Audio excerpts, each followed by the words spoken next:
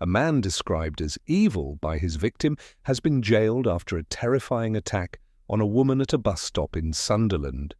The incident happened late on the night of December 30th.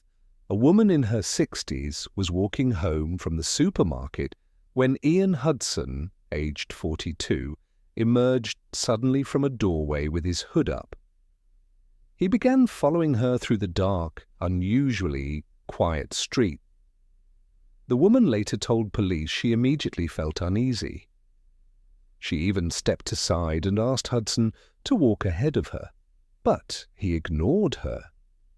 Judge David Gordon later said she was effectively being stalked through the streets of Sunderland in the dead of night. Hoping to let him pass, the woman went into a bus shelter and sat down. Instead of moving on, Hudson followed her inside and launched a violent and sexual attack. He strangled her, gouged at her eyes, pulled at her clothing, and tried to rape her. Despite the brutality of the assault, the woman fought back throughout the ordeal. Hudson responded with further aggression, trying to overpower her as she cried for help. A passing student on his way to the shops heard her screams and intervened. Hudson fled, but the student chased after him. When he caught up, Hudson punched him in the face. Another passerby joined in, and the two men were able to restrain Hudson on the ground until police arrived. The woman was left bloodied, bruised, and deeply traumatized. In her victim statement, she said she had now seen evil and that it terrified her.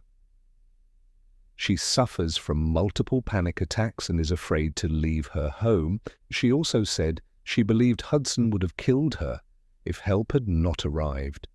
Hudson denied all of the offenses. After hearing the evidence, a jury found him guilty of attempted rape, sexual assault, and strangulation.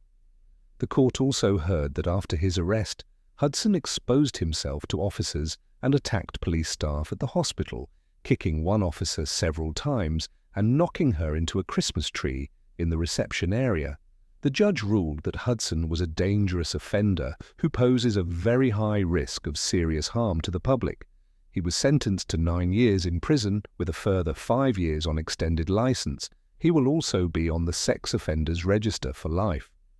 Detective Constable Haley McIntosh, who led the investigation, described Hudson as dangerous and predatory, and praised both the victim's strength and the bravery of the student who came to her aid.